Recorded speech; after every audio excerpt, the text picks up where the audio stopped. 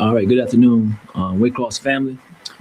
This is technically your second update for the month of January, and I know we got off track with these, probably starting in November with the holidays. There was a lot of holidays in between there, and we had a lot of higher priorities that came on that kind of trump this update. But what we're going to try to do is get back online with these and make sure we stay consistent. Of course, this one is scheduled to be the long one, but I do have a hard stop of 1 o'clock for various reasons. So I will be stopping, but you can put your questions in the comments and I'll try to come back and follow up on those questions if I don't get a chance to answer those during this update. Got a lot of slides today. Which will be probably like 15 slides. I'm going to try not to read directly from the slides, but I think I want to. So the point is kind of clear on certain areas because I realize that we still have a barrier in understanding and communications, fewer things community-wide that we're trying to improve on. And just being honest, it's not going to find that common ground if we don't all start with the same shared understanding and kind of get the why behind some of our policies, some of our procedures, and some of the things we do day to day here in the city. So I'm going to start. But I'm going to start with a topic. I know we've been running social media, had a long night last night. We actually didn't get much sleep last night. We were out last night trying to figure out this city odor problem, and we can put that slide up now. And I'm going to give you a quick update on that because it is ongoing at this time. We have not yet found the origin of the odor, and we're trying to figure that out right now. So what I will say, what's happened so far? So we have completed our water system testings, and this is all the water that enters the plant and leaves the plant. And so far, we have not found anything wrong with that water quality. It's the same quality. It's consistent with the previous testing. And while I'm talking about that, I will say a few things if you didn't know. So our water is, we do our testing. We do our regularly scheduled testing. And it's also spot tested by EPD. They come down and they don't notify us.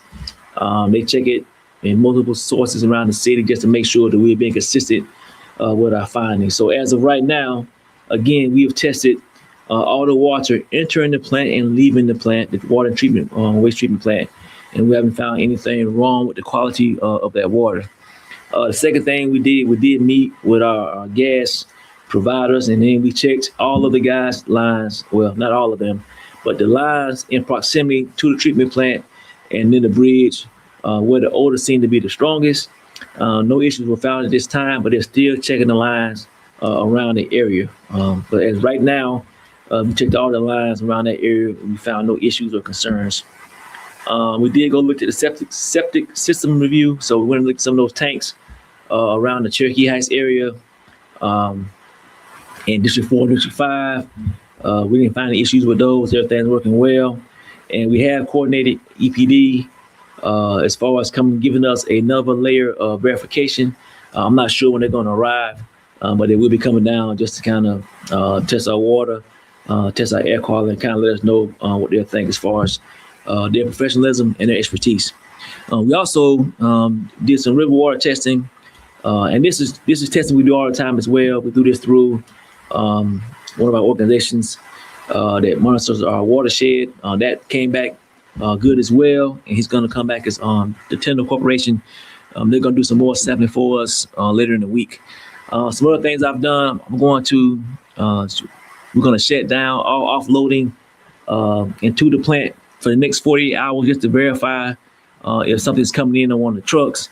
And then I'm going to, tomorrow morning, we're going to go back out and see again if that odor is still present because the trucks, they stopped uploading as of 8 this morning. So these are some of the things that we've done so far. And like I said, we're still investigating the other areas that might cause this. We're really not sure. But right now, we're still not sure where the odor is coming from. Hopefully, once EPD comes down, if they find something, they might be able to target us in a better direction. So that's where we are right now. As I mentioned yesterday, if you have any safety concerns, of course, use emergency services, stuff of that nature. But right now, the water systems are checking good. All the gas lines are checking good. All the river systems and canal systems are checking good.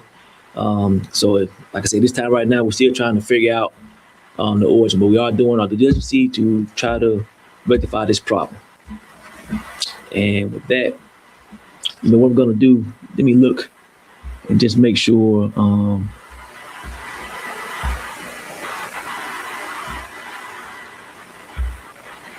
didn't see any questions pop up on that, but that's where we're right there. We'll try to provide updates probably every 2 to 4 hours over the rest of this day, tomorrow, and probably go into Saturday. And hopefully we have that problem rectified prior to that. So with that, I'm going to start on my actual discussion items for this city update, and we can go to that discussion item slide. We have 10 items that we'll be discussing today, and you'll see that here shortly. The city plan, the infrastructure update, streets and roads update, the stakeholder update, the codes tracker update, monthly finance update. Before you buy or build, which one of be our special topics. I'm going to follow up with some pet registration questions that I received since we had the working session meeting on Tuesday. And then I had a new feature, kind of what's coming away across, to give you a better idea, all the hard work going behind all the agencies and authorities that bring new business here, that bring housing here, and bring opportunity here. Just kind of give you around the world highlight of those efforts. So we're going to start with, of course, the city plan. And the city plan basically outlines the 10-year commitment for change here in Waycross.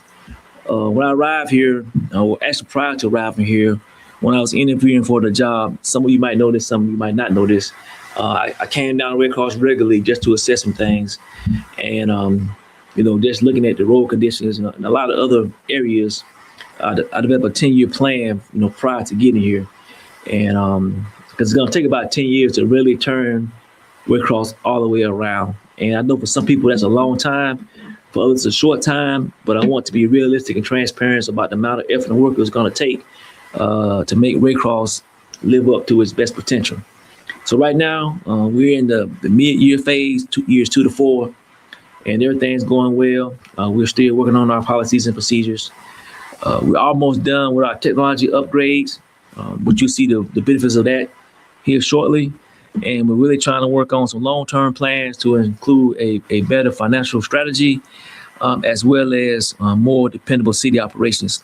Although we have a great staff, we do face challenges with equipment and some of our major projects due to lack of funding resources. But we're doing our best with that. So the entire 10-year plan, you will find that if you come to the meetings, we update that. Well, we speak on that every meeting. But this is just showing you the midterm and the long term. Long term being the 14 years, and we'll discuss that when we get to that point. The next thing I want to do is an infrastructure update.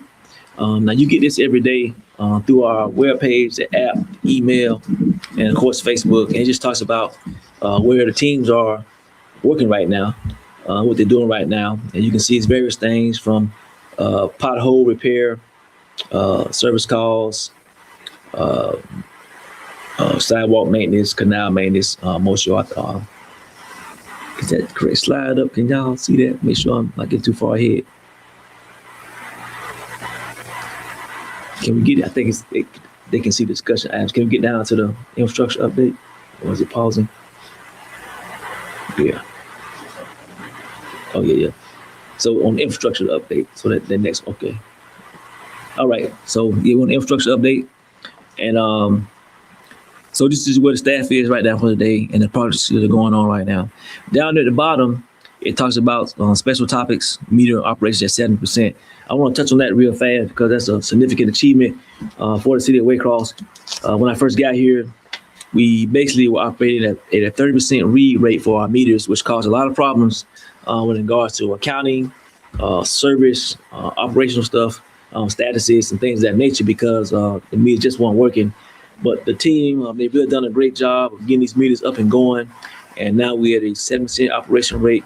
Of course, the goal is to get to 100%, but it's still going to take a little bit of time as we change out old meters. So this is the infrastructure update, and it's posted on the site today.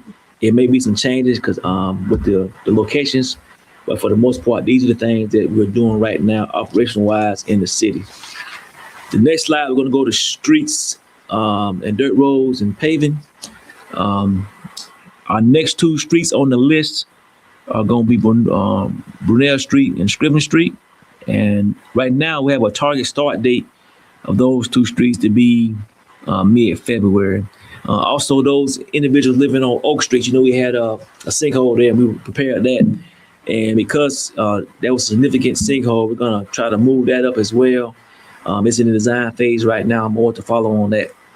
You see the ongoing with the dirt roads paving, those first set of roads. And once these get done, we'll move on to the next set of roads. And we have about 32 dirt roads that need to be paved.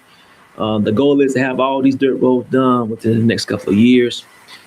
You see Quarterman Street, Thomas Street, those are pre-construction. The bids went out. So right now they're trying to do the pre-construction. And let me kind of touch on Quarterman Street real fast as an example for our residents. I can understand your frustration with the time that some of these projects takes, but some of these projects are very, very complex because of the scale and the scope of the project and the fact of the neglect of the project. So ideally, one thing we changed from last year was just going in there and doing quick fixes, throwing some dirt down, maybe putting doing certain things with the piping, and then cover it back up, knowing in a couple of years it will be another problem because we wanted to get the road as fixed as fast as possible for the residents. What we're doing now is we're going to go in there and fix these roads and streets because it's actually cost us more money long term than the short term. So that's why this particular project and other projects, Sweat Street, a few more streets, it takes a while because we're doing a complete overhaul versus a short-term fix. I know sometimes that's not what our residents want to hear, but it's the truth. And we're trying our best to be truthful and transparent with our operations and, conscious of the money we're spending as taxpayer dollars funded, as an example. And again, if you're not aware, the complete list of the next 100 roads to be paved are on our website, the city's website, on the engineering page. And also all the dirt roads we listed there. So if you got questions about when your street is coming up, if it's in the next 100 streets, you'll see it there. If it's not there, that means it's within the next 101 to 504 streets because we have over 500 streets that need to be paved. All right. Next, we'll go to the collaboration projects, and I won't spend much time here. These are basically the projects that we're doing with GDOT. And most of these are on, of course, their highways, 520, Ozzie Davis, Memorial Plant. And most of this is either going to be some updates to traffic lights, some raised mediums, or other speed calming devices that we're trying to do to keep everybody in Waycross safe and also slow down some of the speeding that we have. Some of these projects are a few years away. So we ask and we that you be patient, and we thank you for your patience. But just know they are in the works. And they're in multiple projects. They're in different phases. Some are in design phase, some are in the concept development phase, some are with the planning office. But they are being worked. The next slide is going to be our codes tracker, and this is a new addition that we added over the last month, so that our residents can see the actions going on within the city in regards to codes. Now this is for the month of December. When January is completed, there'll be an updated list telling you or signifying all the changes that have happened. So I won't read these. You can see all these violations that are being worked. It's quite a lot. If you have any questions about these specific violations, I would say to talk to your commissioner. They have the list of exact addresses. Again, we're not going to publish that online, but you can get with your commissioner doing town halls or face-to-face interaction, and they can brief you on a house by house or area by area code information. All right, next we're going to move to our latest edition of the update, and it's the December monthly finance report. And this is where we kind of let you know where your taxes are coming. We're trying to do a better job of explaining taxes and get away from Excel spreadsheet, because Excel can be tricky if you're not a finance, if it's not your major or you don't work in that type of department. So this slide, we're trying to show you exactly where your taxes are going. Now, this does not show all taxes, but it shows our biggest taxes. And it does not show fees and fines, but it kind of shows our taxes, because if you did not know, 75% of our taxes go directly to services provided by our people. So taxes pay for people, and people provide services. As of right now, the 2023 SPLOST, which is a major muscle mover for us as far as getting stuff done, as far as fleet maintenance, major projects like roads and streets and those things, infrastructure. Right now, we collected $4 million, with $17 million hopefully being collected during the life cycle of this special purpose tax. So far, we spent about $230,000 on roads, and we appropriated close to $6 million for roads and streets improvement. Vehicle purchases, we have about 4.5 million appropriated. Now, we bought 2 vehicles already. As you know, we have a new vac truck, a new vac trailer. We're buying a new crane, some other things that we definitely need to take care of the city. Park repair appropriated $300K, which is about $60K per district. Infrastructure improvements, we appropriated about $6 million. And then blighted properties, we've appropriated a little bit over $500,000.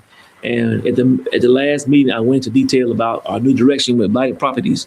Please go back and look at that video. You can get a better idea what we're going to change directions at. And then coming out of our retreat, we'll have a defined plan of what we're going to do. Property tax collected so far year to date, a little bit over $3 million. Local sales tax year to date about $2 million. And then our business license alcohol permits about $400K. Now, for the month of December, all your taxes resulted in services and salaries and benefits for our police department that totaled $424,000, fire department that totaled $341,000, public works that totaled $318,000, and then support staff and services that end up in $213,000. And again, 75% of all your taxes go directly to citizen services provided by the city's staff. All right. Okay. So next we're going to move into actually the last part of this first set is going to be just how to stay connected. I just asked you to go back and read this last slide. It talks about our emergency alerts, routine updates, just staying with the app, the mass text notification, things of that nature, and how to sign up for that. It's a really great program, and it really keeps you informed. So if you get a chance, read that in detail, and please sign up for it.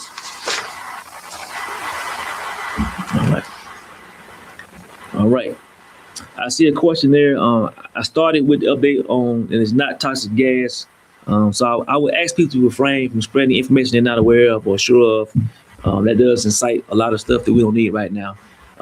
If I have time, I'll come back to that update that I started with. If not, your commissioners are updating their dishes right now as well.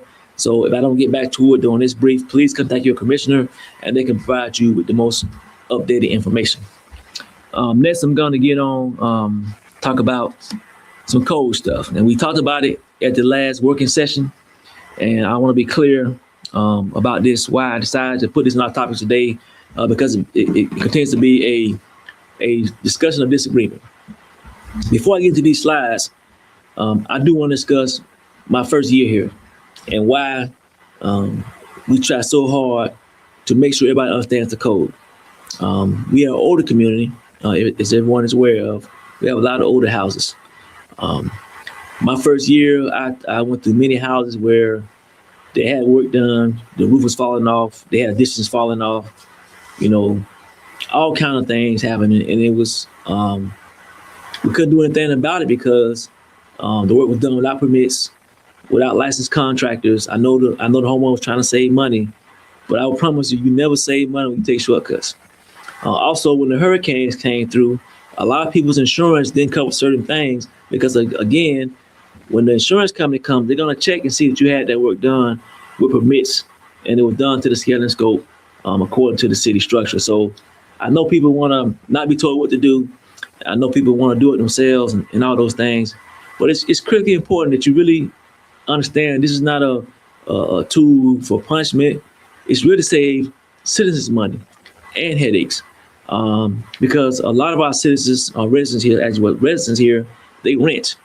And one of our biggest problems is that people who get these homes to rent them out, they take a lot of shortcuts. And once that is done, the city cannot, for the most part, we can't come in there and act as the court system, as an enforcement system, as the police. That's why we try so hard to hold everybody to the same standard, which is the best standard about trying to fix these homes. So I want to get long-winded because I am passionate about this. So it's a lot of talk out there, myths and facts about why this is being done, why it's being done. The main thing is safety.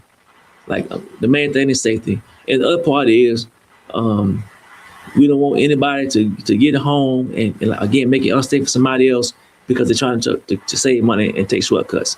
These are older homes. You got to really budget what you're doing because they'll cost way more money than you think. But with that said, I want to just outline. Really, it's about 10 things that we're asking you to do before you either do a home remodel on your own or you purchase a home to rent it. So, of course, always call the city. We'll come out there and do a site visit to tell you up front what you need to do, what permits you need to pull, what you can do. This alone right here prevents 80% of the issues that we have after the fact, and it's not that hard to do. So we're gonna leave these slides online, so just go back and look at them because I don't want to just I want to save some time for questions. But again, this is the highest priority. If you're thinking about buying some property to remodel it or rent it or your own home, please just check with the code department first and see what permits you need to pull and what you actually can do. That's gonna save you a ton of money and a ton of headaches. The next slide, use licensed contractors. I'll say this because if you use somebody unlicensed, I promise you will not win in the court of law. Your insurance company will not cover any work done by unlicensed contractors, which we learned again from the hurricane, why so many homes were unable to use their insurance to cover some of their damage. So, and this is something we'll do as well.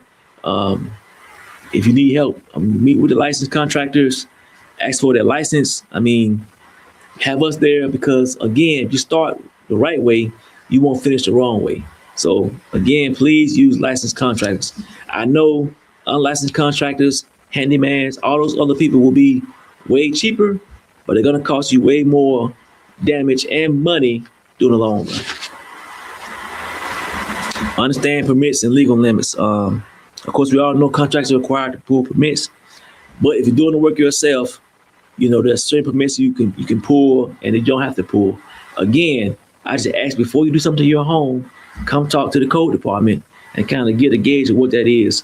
And that way, throughout the process, stuff don't get delayed or not done, or you don't get frustrated because you will know what the requirements are.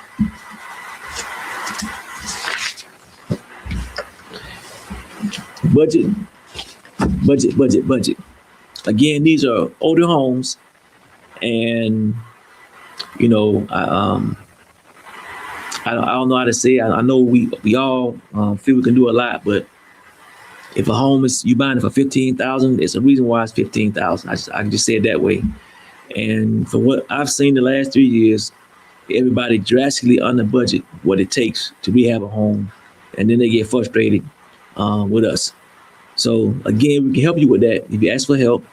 Also, I would say even your realtors, really work with your realtors on the condition of a house, especially those remodels, because if you don't plan your budget the right way, of course it's going to be a sinkhole.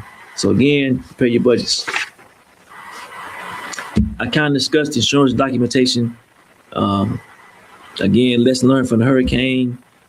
Your insurance providers, they might not cover certain things. Again, if you don't have proper documents, you didn't pull the permits, you didn't have a licensed contractor. It's so many variables.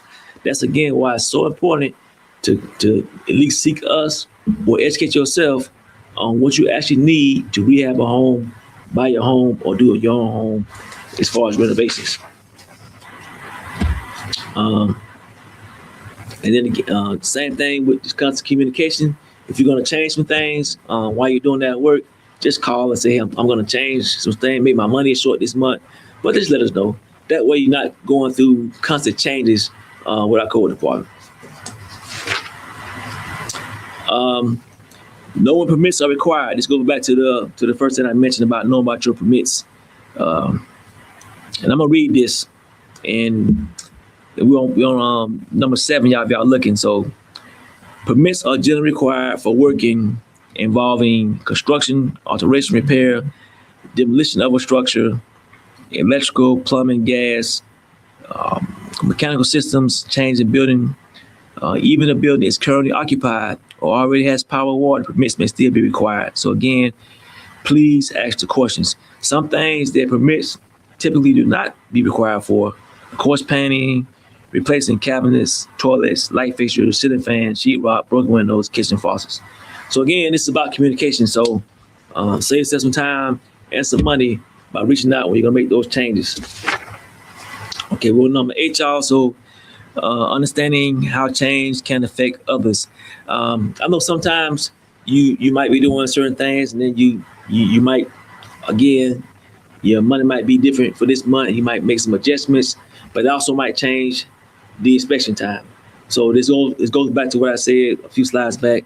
Please communicate with us about any change you're doing when you're doing any kind of work on your homes. We've already discussed on number 9 why permits and inspections matter. I can't say that enough. First of all, it's the law, and we just can't break the law. And 2, it keeps everybody safe. So please do your research on these permits and inspections. And again, ask us questions when you have questions. All right. So I went through that kind of fast because I didn't want to. I've talked about this sometimes before. It's going to be a follow-on topic during most of our meetings. But the summary of that is really, we're not trying to deter, slow anything down. We want houses to be redeveloped or rehab. We want rental spaces to be, great rental spaces. But far too often, I'm being transparent because I go look at stuff. My code enforcement officers have on body cams. I read body cams. We're just not following the proper procedures as a community. So. And I'm not trying to throw stones or start an argument or a debate. I'm just saying we have rules in place. We have to follow those rules, and they all geared to safety. All right, next, we're going to talk about why we are implementing a citywide pet registration. And again, this is pre-decisional. It's not yet been implemented because we're still doing some research. And I want to just say a few words about this. In the state of Georgia, because a lot of people send me stuff from other cities, other states, other countries, and look at this. And although I can appreciate your passion for what you're sending me, this is a very complex issue. That's why you only have actually you don't have many cities in Georgia that are actually doing the whole gamut of registration, chipping, and community enforcement. This is a big problem for all of us cities and counties across the state of Georgia. Now, there are 2 cities that have started implementing a registration and a chipping program. This is where we kind of got some of our data from, and I'll be watching how they implement theirs. But again, both of those cities have a public works department of 4,000 people, and then the codes department is 300 people. So scale what they can do and scale what we can do is going to be drastically different. But I do want to touch on a few points about registration because I saw some questions asked during the update. So I'm going to read this to you so you can hear it. The city is beginning a citywide pet registration initiative as a proactive step to address the growing issue of roaming and abandoned animals within our community. The main reason, it creates accountability. And we know right now, based off of the 2 cities in Georgia, and a few other cities in other states. When pets are registered, the city and animal control can quickly identify owners, reunite lost animals with families, and reduce the number of animals entering shelters or remaining on the streets. So I saw a comment about it doesn't matter about having a good owner or pet registered. Well, it does, because we do get a lot of animals from what I would say are responsible pet owners that simply get out of their cages. If they have a collar on with the address, we might get the animal back to them. But a lot of times, even those animals, we don't know where they're coming from. So we take them to the animal shelter, and that becomes an additional issue. Now, eventually, once we identify whose animal it is, they come pick it up. But this process can be much faster if we simply knew what who the animal belonged to already, versus taking 2 or 3 weeks to get the animal back home. So that's why we're doing that. And you can see the rest of the things there while we're doing it. The next thing I want to cover, I saw a comment about rabies vaccination versus city registration. And that is correct. Rabies vaccination is required by law, and it's critically important to public health. But it is not a substitute for city pet registration. It's not the same thing. Rabies vaccination confirms the animal has received required medical protection and is typically maintained through a veterinarian or clinic. The city will not necessarily see that. The city pet registration, how we envision it is, we'll identify ownership, we'll know the physical address, and allow animal control to return lost pets quickly, and also supports our enforcement of animal welfare and roaming ordinances. So I get a lot of arguments, it's the same thing, and it's not really the same thing. So we're going to push forward trying to have a city registration plan probably next year's budget cycle. And hopefully everybody, like I said, if you're a good pet owner, then I hope you understand this. We're not trying to target you, those irresponsible pet owners. That's another whole conversation. But even then, we're not trying to target anybody. We're just trying to make sure we understand the population of animals that we have, and we can better provide support for those animals. So addressing abandonment and overpopulation. So abandoned and unaltered animals are a significant driver of overpopulation. And while we strongly support spray and neuter efforts, we have to be transparent. I saw some comments where the city can just neuter everybody. The city does not have those amount of dollars to neuter every stray animal here in the city of West Cross. And a stray is not a stray. A stray at one point in time was somebody's responsibility, or some owners. We have to balance a tight budget. If those that watch the budget presentation that we did on Tuesday, hopefully you can understand, we got many constraints. And our biggest driver, of course, is going to be payroll, benefits, and insurance. And then equipment maintenance, and then street maintenance. And I'm not saying that animal control is not important, but on a scale to what's important is not in those 3 areas. Again, 75% of your tax dollars are going directly towards the staff that provide services. That's why it's critically important everybody understands that. So again, though I appreciate your comments and concerns about you should do this, you should do that, if you could just look at the overall budget and understand the complexities of that budget, then we can talk.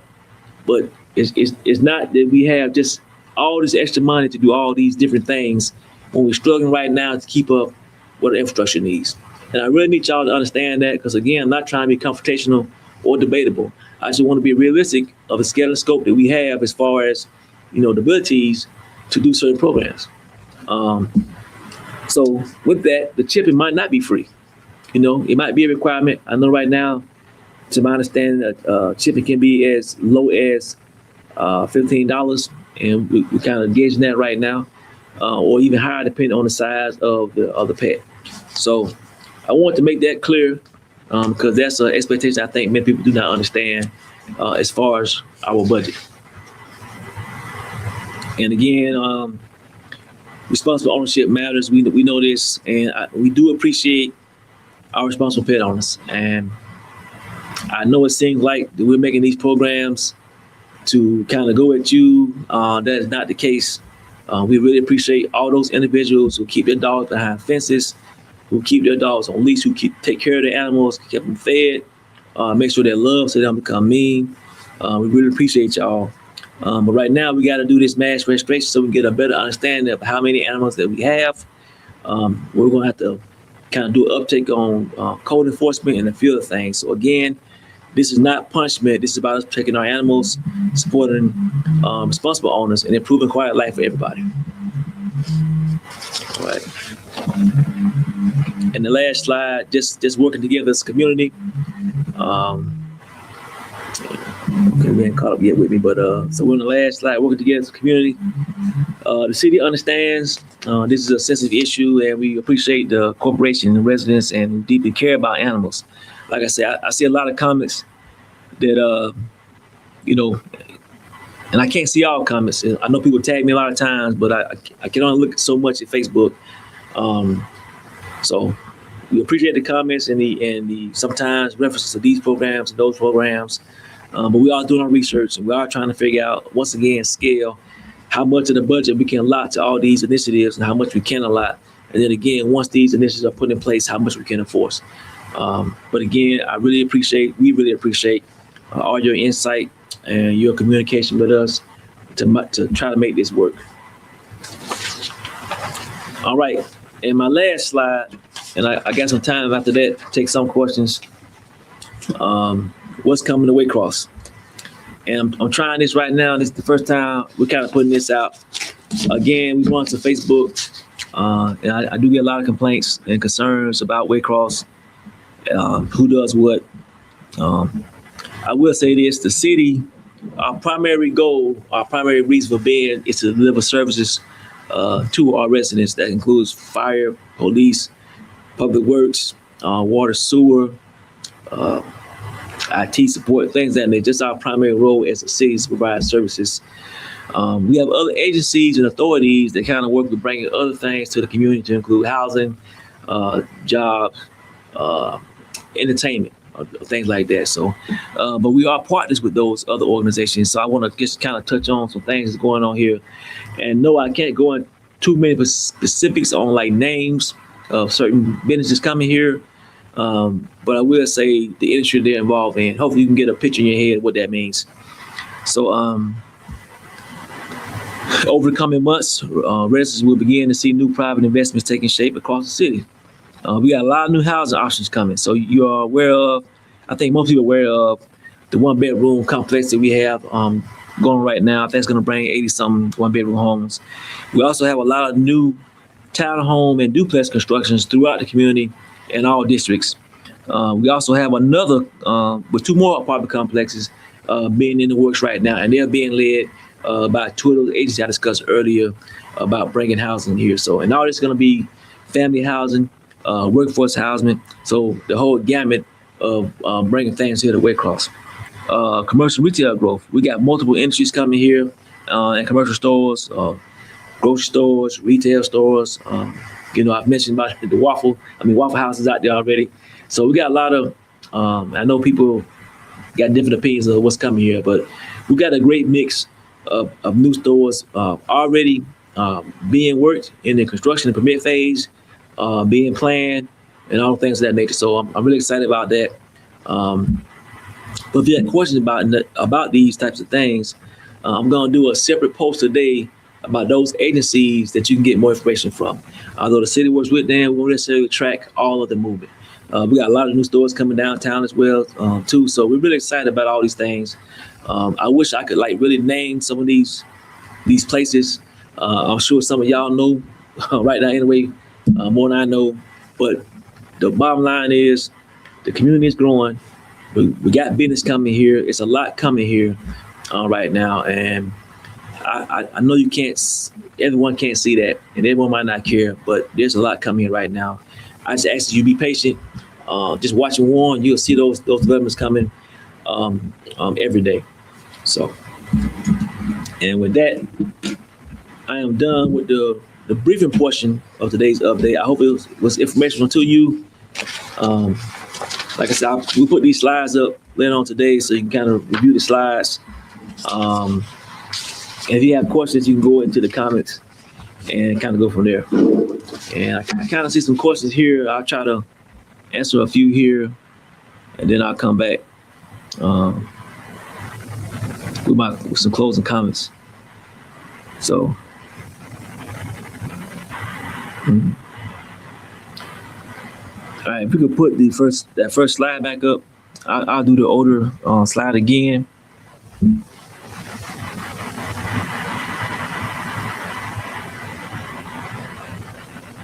And then we'll kind of, once it gets back up, we'll kind of start from there. And that seems to be just for the questions. So, not on this slide, and I kind of started yesterday. Once we got kind of calls coming in from some of the commissioners, we did go out last night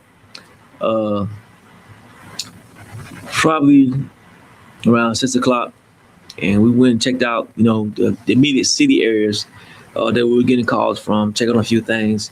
Didn't really get done to probably about 1 this morning. Still could not figure out what was going on or the origin of the smell. We kind of found a center location, but even then we couldn't figure out where it was coming from.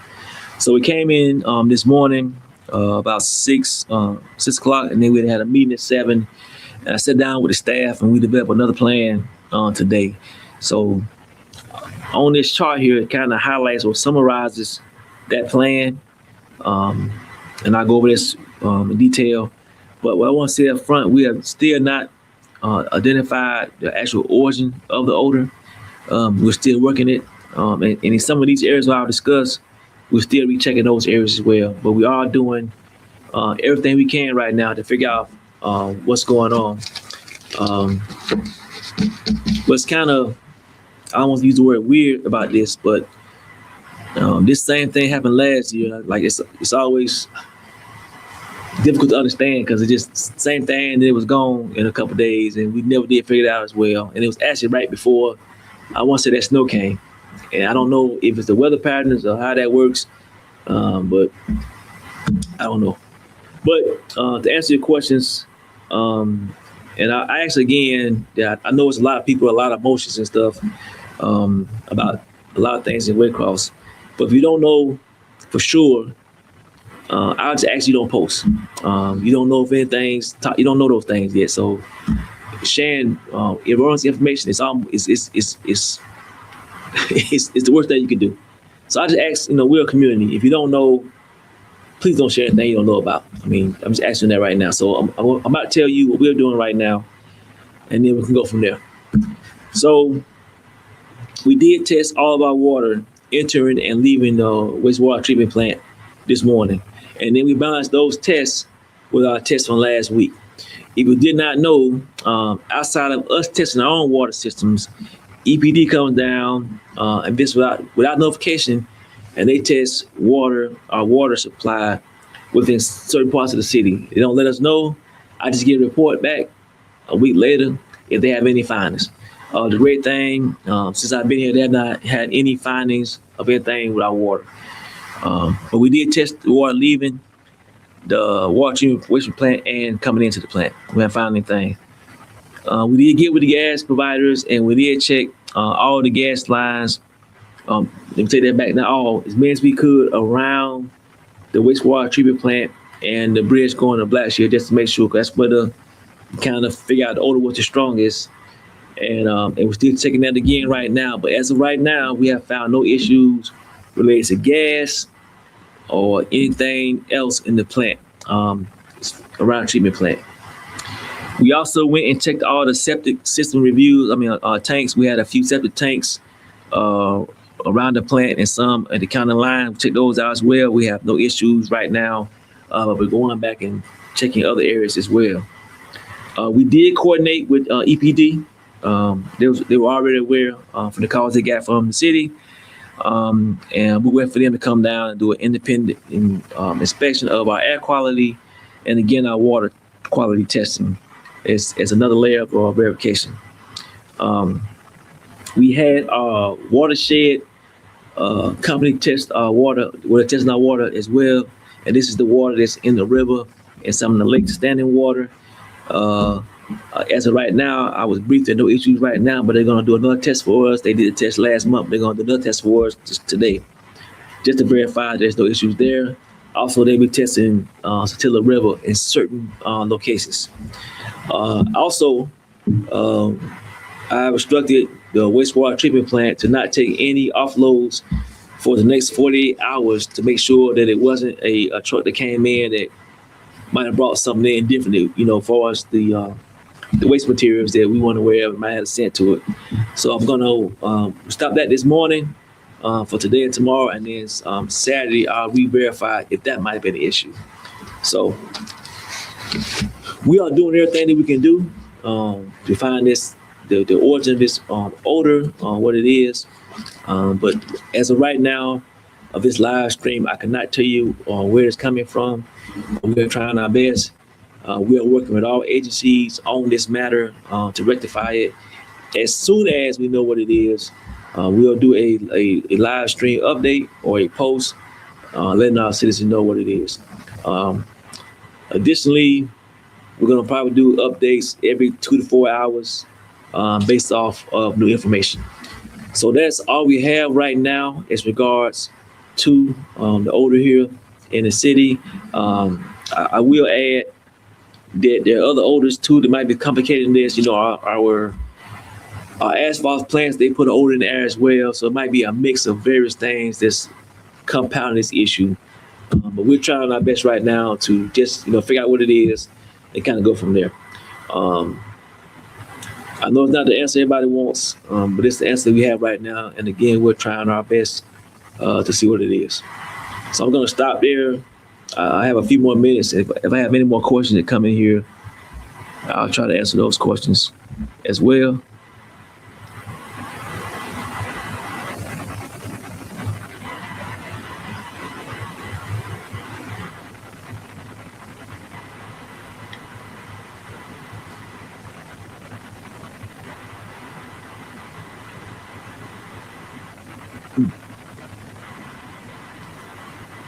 Yeah, I can't get into theories about the odor.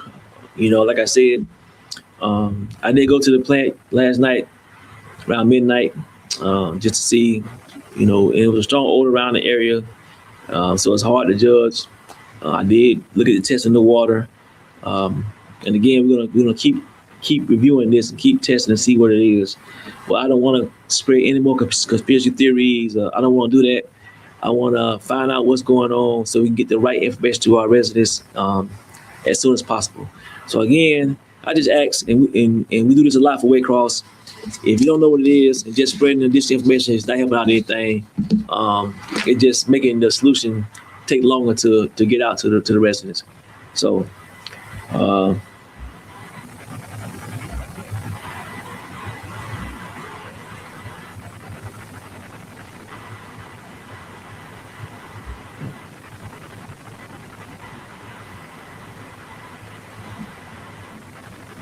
Yeah, I'll stay on a little bit more. So just a quick update. I do have the police chief out and the fire chief and the community improvement director, all three out right now. They're riding through the city, doing their own testing on some of our available assets just to make sure we haven't missed anything. So we were aware that there was some additional orders on, I want to say it was on Albany Avenue. I think that has since that has kind of went away at this time. And right now we're focusing on mainly plant, up and down plant, because it seems to be on that end of plant, the north end of plant, I would say. And again, once we find out, we'll try to do an update as soon as we can. All right. So hey, with that, I'm gonna summarize all my slides, and I'll come back one more final time to talk about this, if I can. All right. So again, this is the city update. I know we had kind of fell off about being consistent with the update for a while due to the holidays and just a lot of higher priorities, competing events, and it just took a back seat. But I want to get back to doing this because, again, we really try to be transparent. We really try to connect the dots. And I think we try our best to over communicate as much as we can about our issues, concerns, and our quick wins here for the city of Waycross. So if you missed the slide presentation, this video will be up for a little bit. And then I'll put the actual slide. I'm gonna make some modifications to the slides and repost it probably tomorrow morning. But everything's going well as far as our infrastructure updates. Some of those long-term projects took a while to get started. They're getting started next week. Our dirt roads are being paved. Scrivens and Brunel, that starts in mid-February as far as getting paved. It's going to be the first time that we look at putting down those rumble strips as far as traffic. We continue to communicate with our mission partners, GDOT, as far as our collaboration projects on our highways. Our public works department, engineering department, they're all out in force today in various zones trying to keep Waycross clean, operationally safe. It is a place to play, learn and grow. We got a lot of businesses that's going to come here pretty soon. A lot of opportunity for housing in the form of apartments, townhomes, duplexes. I did get a text about houses. Um, Being transparent, I have not really tracked any new development on houses, but that's something that we'll look at over the next couple of weeks and see if there's anything coming with that. We do have some retail stores coming in, chain stores, as well as some retail and chain grocery stores and a few other entertainment stores coming in over the next several months. So that's gonna be a great thing for the city of Waycross. Um, and then next, I talked about if you're gonna rehab a home or purchase a home, just start with community improvement first. That's gonna save you so much time, energy, and money. Just start there first.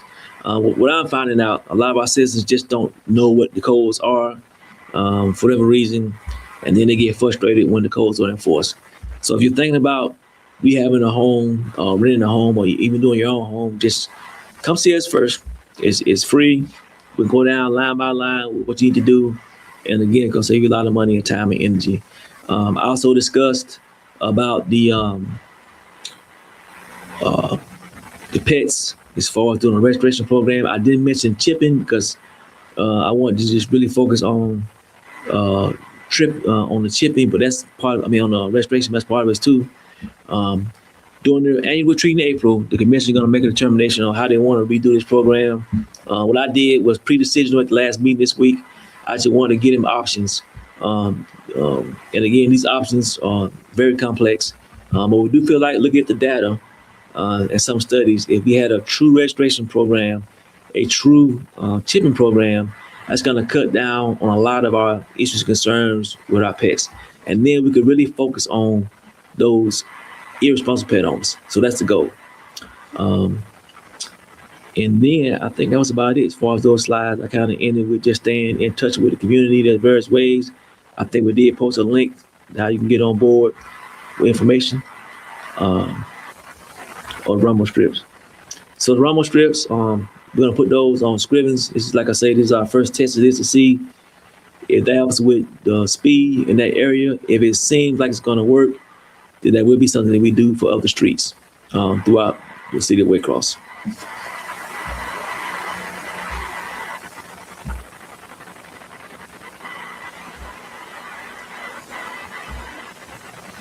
All right. And again, back to the order of the air. So right now, after I get done with this meeting, I'm going to sit down with the team. That's why I have a hard stop at 1 o'clock, get an update on what's still going on out there.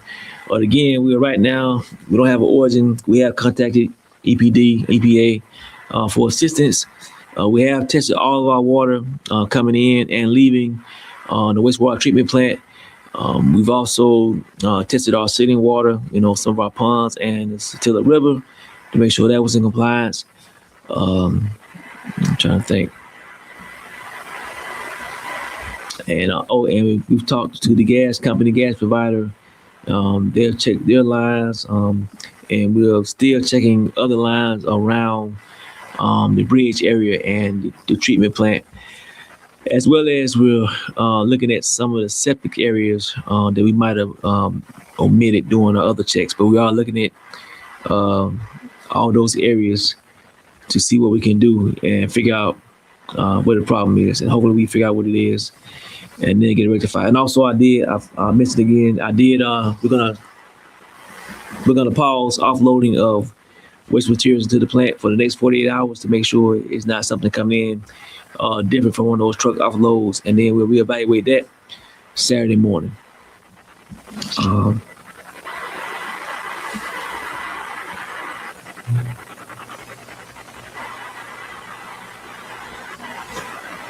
Totally agreed with the running stop signs, and like I said, we're going to try our best. The new commission is going to really take safety. Not saying the old commission, the other previous commission didn't. But with the new commissioners, they've outlined a different approach they want me to proceed with as far as safety. And we're going to really touch on that at the city retreat. We're doing the city retreat, and then we're going to come out of that city retreat with action items and a plan of action, and then we'll kind of go from there. All right. Hey, so in closing, I want to thank everybody for tuning in for this update. And I went kind of quick and read, had my head down a little bit reading the slides, but I want to make sure that you receive the information. And again, we got a lot going on good here in Waycross. I know sometimes it does not seem that way. We look on Facebook. We got a lot of great things going on. A lot of new things coming to the community. A lot of construction going to be going on. And so I see a text here about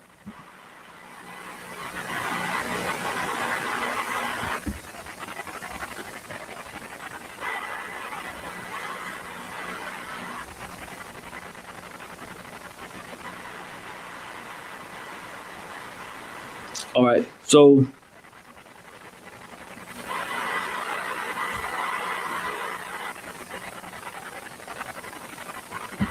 all right. So I did do an interview yesterday. I'll touch on that real fast about the trains. And I want to make this public statement again. Like, we really appreciate the partnership that we have with CXX and everything they bring positive to this community. They've been here for a long time, and they do a lot for the community, externally and internally. But that does not omit some of the challenges that we have for our citizens here in Waycross, as far as just traveling, our emergency services, a lot, with the unhoused citizens coming in on the trains. So I was simply trying to bring that conversation to everybody's attention. Communications with CSX has got improving. Of course, it could be better. I would like it to be better. I would like to have joint solutions with some of these issues. Yes, I am concerned that when that overpass starts with that construction, there's going to be a lot of traffic flow into a pinpoint area. And although working the plan right now, I'm not confident in that plan. And I want to be transparent about that. That's why we're trying to reach out now to those other agencies to help us out, because like I said, I can't maintain a GDOT street with police for Waycross City. Again, we're not throwing stones at any agency, authority, partner, the county, partner city. We appreciate everybody's effort here for Waycross, but that is not, can't dismiss some of the challenges that we have here within the city. There have been challenges for a long time, and I was just trying to simply state that we need to do more. There's technology out there. There's a lot of different things we got to start doing, and just to continue to talk about them and not try to implement something that's just not fair to our residents. So that was the gist of that interview, because I had got calls. People were calling the news about some of the extended trains, double trains, and I just wanted to kind of speak on that issue of concern. I hope that is. I hope everybody can appreciate that. As I'm sitting here, I'm looking at some testing came in. So I want to say a few things.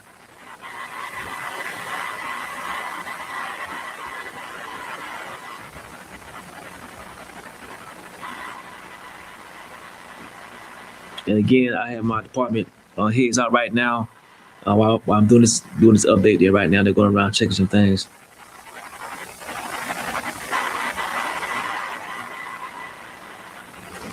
So right now, the community improvement director, he's on the bridge. He's speaking to the team out there to make sure they haven't had any leakage or issues. The bridge between Blackshear and Waycross. That's one area we were unable to check last night. So he's checking that. The fire marshal, fire chief, he's on plant, checking areas on plant. Just to shrink some of the footprint from where the smell is coming. So, and then the police chief, we've had officers that went out down Brunswick Highway, down the Valdosta Highway, and other areas and points to the city, just to make sure that the odor is not coming from somewhere else. So he's checking all those entry points into the city. And an engineering team, like I said earlier, nothing has changed. They did. EPD is aware of the situation. They are monitoring the situation. They will provide support when they can. That's all they have to say at this time. All right. I have to break off right now to go sit down with the department heads to kind of get an update If there's anything that changed, we'll come back with an update here in about 2 hours. So asking everybody to stay safe. Your commissioners will have the same information that I have right now. So if you can't reach the city or we don't post in time, just please contact your commissioners. Be safe. Go ahead and prepare. Again, I know I said this last weekend.